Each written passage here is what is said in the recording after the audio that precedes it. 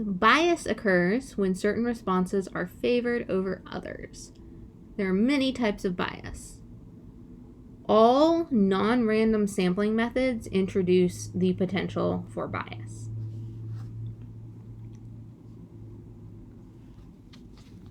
Undercoverage bias. So these are the different types of bias. Undercoverage bias is when your sample systematically excludes some portion of the population. So if you're sampling by randomly dialing telephone numbers, that leaves out people who don't own phones.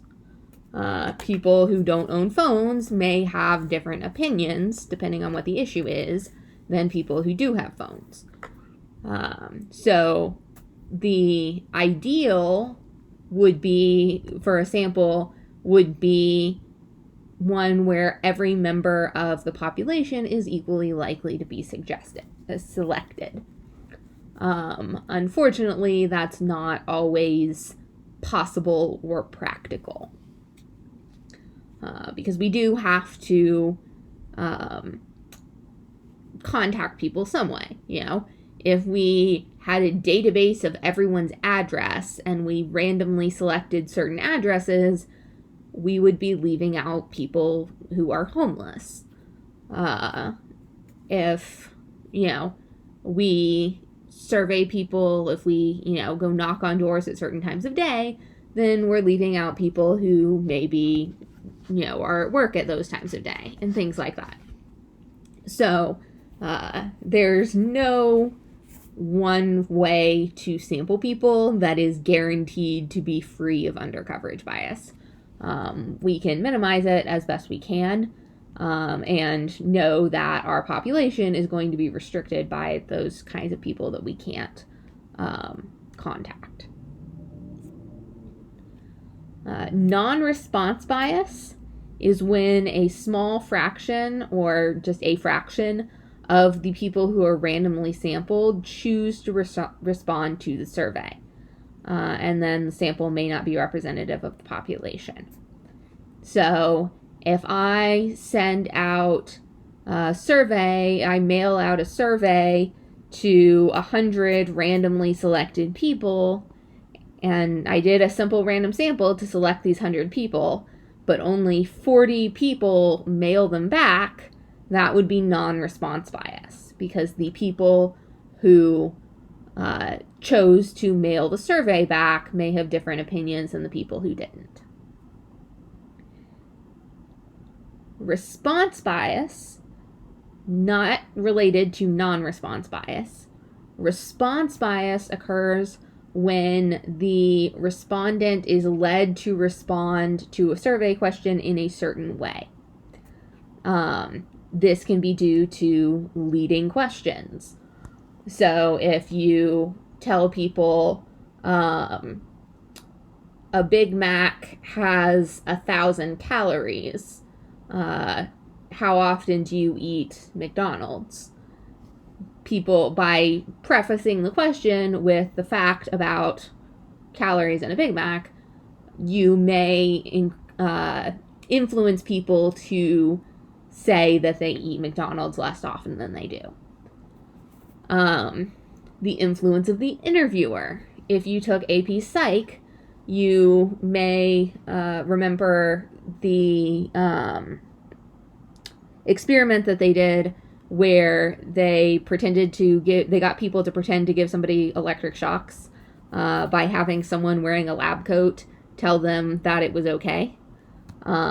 So in that case, they were actually testing that thing. But how the interviewer is dressed, whether the interviewer is male or female, if you're giving a survey about gender discrimination in the workplace, whether the interviewer is male or female is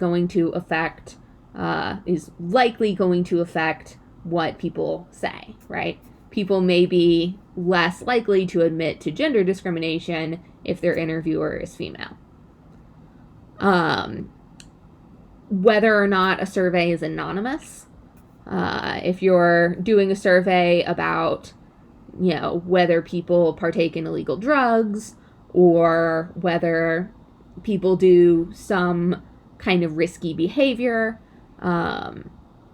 People who study things like sexual health and, the number of times, the frequency with which people engage in unsafe sex, things like that.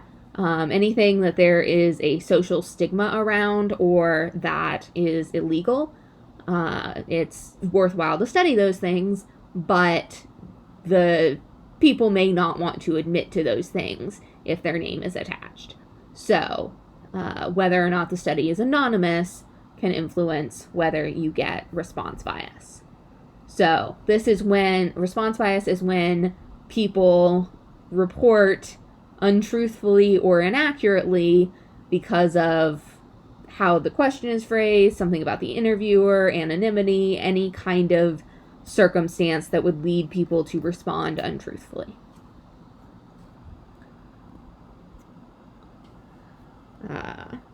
So, other things that we can't entirely eliminate. Non-response bias, we can't force people to take our surveys. That's not legal or ethical, unfortunately.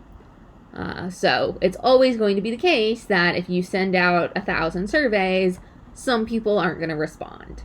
They don't want to, or they forget, or it gets lost in the mail, or whatever. So you're always going to have some aspect of that. You can try to create conditions that eliminate response bias. And if you're designing an experiment, it would be smart to try and minimize the response bias. But there is a chance that it will be present to some degree or other. Also, voluntary response. This occurs when the sample consists of people who volunteer to respond because they have strong opinions on the issue. So this is do you think that this politician is the worst ever and probably eats babies? Text yes or no to this number. That's going to be voluntary response because the people who feel strongly are more likely to participate in the survey. Or, if you you email out a survey link to everyone and ask them to take your survey on whatever your issue of choice is, you're going to get voluntary response bias.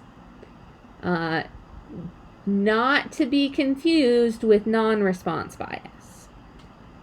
In voluntary response bias, you put the survey out there and people who want to participate self-select in. In non-response bias, you select a sample, but then some of those people choose to opt out. So, important difference between voluntary response and non-response. Alright, so this, notice down here, this is not a scientific poll because it is incredibly susceptible to voluntary response bias.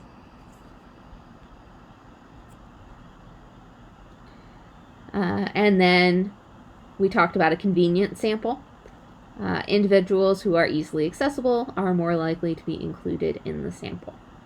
So, a very good example, actually, was if we wanted to ask people's opinions on abortion, and we decided that a good way to sample the population would be to walk outside the school on a Tuesday morning and ask anyone we found outside what their opinions on abortion are. That would be convenient for us, but it would likely get us a biased sample.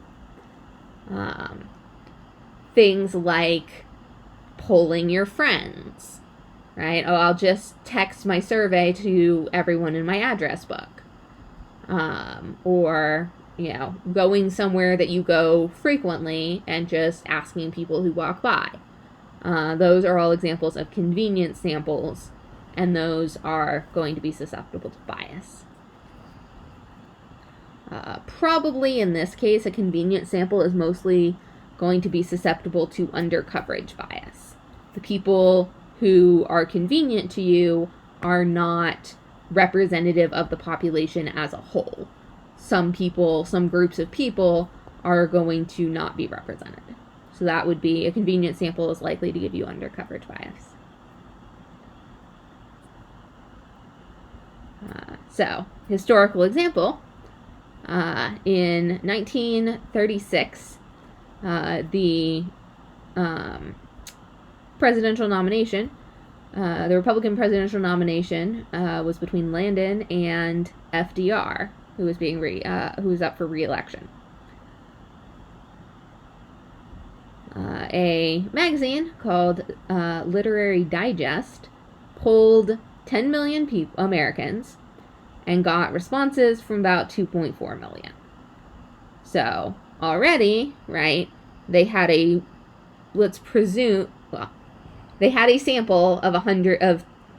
sample of 10 million, and they got responses from 2.4 million. So already we have potential for non-response bias. Right? Not everyone they polled actually took the survey. The poll showed that Landon would likely be the overwhelming winner and that FDR would only get 43% of the votes. The actual election happened, and FDR won with 62% of the votes, which you may notice is a lot more than 43%. The magazine was completely discredited because of the poll and soon folded. Sucks to be them. So, what went wrong? Turns out, the magazine only surveyed its own readers, people who owned cars, and people who owned telephones. In, 1936? AKA the middle of the Great Depression. So, these groups had incomes well above the national average. In the Great Depression, a lot of people didn't have cars or telephones or subscribe to Literary Digest. And generally speaking, for most of recent history, the people with higher incomes are more likely to vote Republican. There is a correlation there. So the Literary Digest, their sample was not representative of the American population because they were mostly only surveying rich people. So, sample size isn't everything. Generally speaking, we would rather have a large sample, but this was a really large sample. They had a sample size of 2.4 million, which is huge. It is very rare these days to get sample sizes bigger than a couple thousand, just because conducting surveys can get really expensive.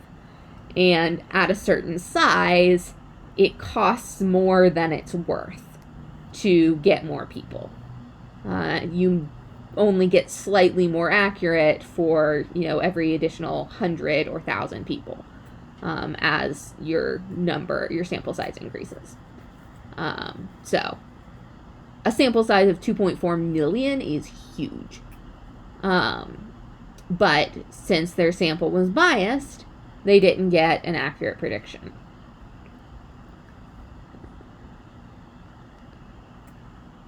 So a school district is considering whether it will no longer allow high school students to park at school after 2 recent accidents where students were severely injured. As a first step, they survey parents by mail, asking them whether or not the parents would object to this policy change. Of 6,000 surveys that go out, 1,200 are returned. Of these 1,200 surveys that were completed, 960 agreed with the policy change and 240 disagreed. Which of the following statements are true?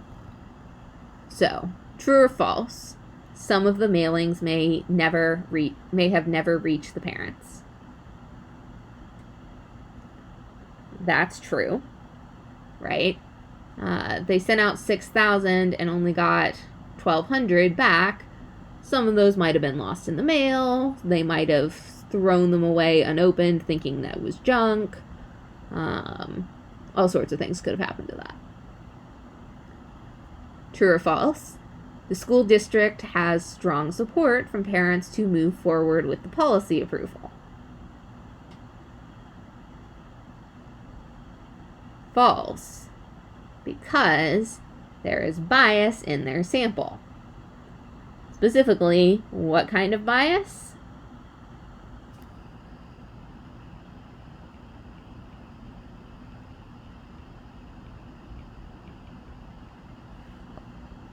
Non-response bias, right?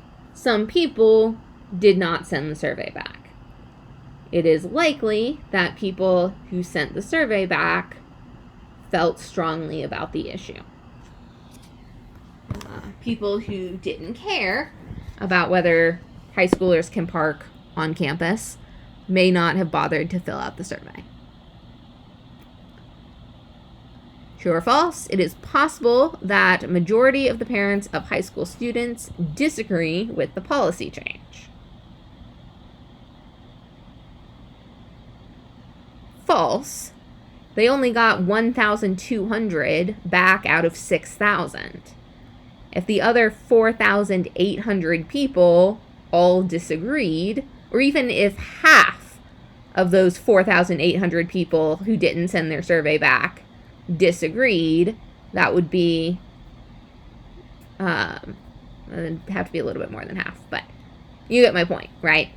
If a majority of those people who didn't send the survey back disagreed with the policy change, then it would not be true that the majority agree. It is possible that the majority disagree just because there are so many surveys that were not returned. And true or false, the survey results are unlikely to be biased because all parents were mailed a survey. False. Non-response bias.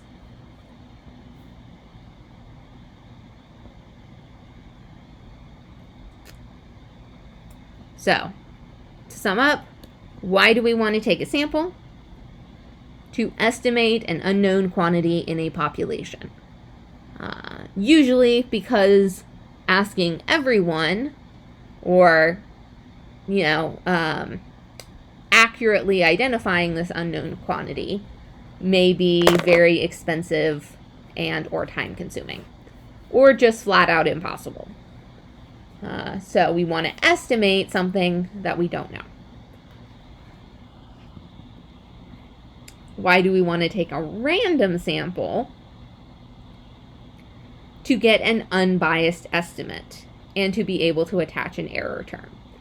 We're going to talk about error terms when we get to hypothesis testing, which won't be until January. But the error is has to do with the amount of variability between random samples. If I am talking, let's say my population is the city of Atlanta, and suburbs, which has close to 6 million people. If I take a sample size of 5, then I take a different sample size of 5, and I take a bunch of different sample sizes of 5.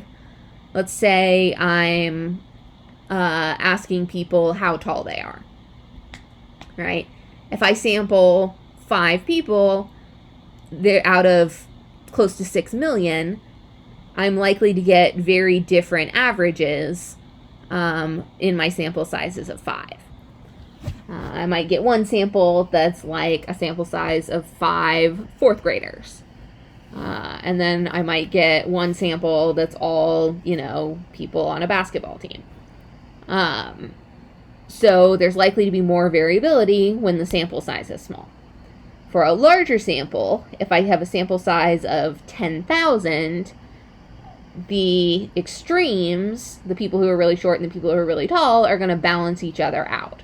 It's more likely that I'll get a sample of 10,000 that has some short people and some tall people than it is that I get a sample of 10,000 that's all short people or all tall people.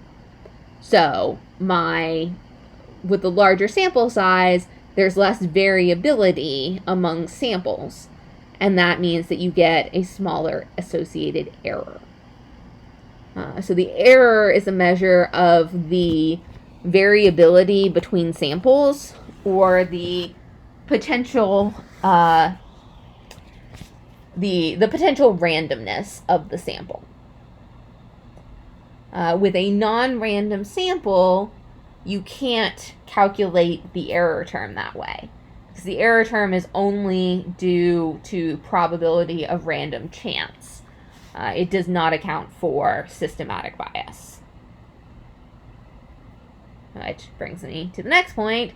Random sample does not eliminate response and non-response bias. It does not eliminate all sources of bias, because we can't legally or ethically force people to participate in our survey. With a random sample, we can draw an inference. So the point of the random sample is that we can draw an inference to the population from which we sampled. So if I sampled everyone in the Atlanta metro area, I could draw inferences about the average height of people who live in the Atlanta metro area. I could not draw inferences to all Americans or all people in the world or anything like that. I can only draw an inference to the population from which we sampled. With a random sample, can we draw a causal conclusion? No. Observational studies can never infer causation. You have to have an experiment to infer causation. Always, always, always. This is going to keep coming up. I promise.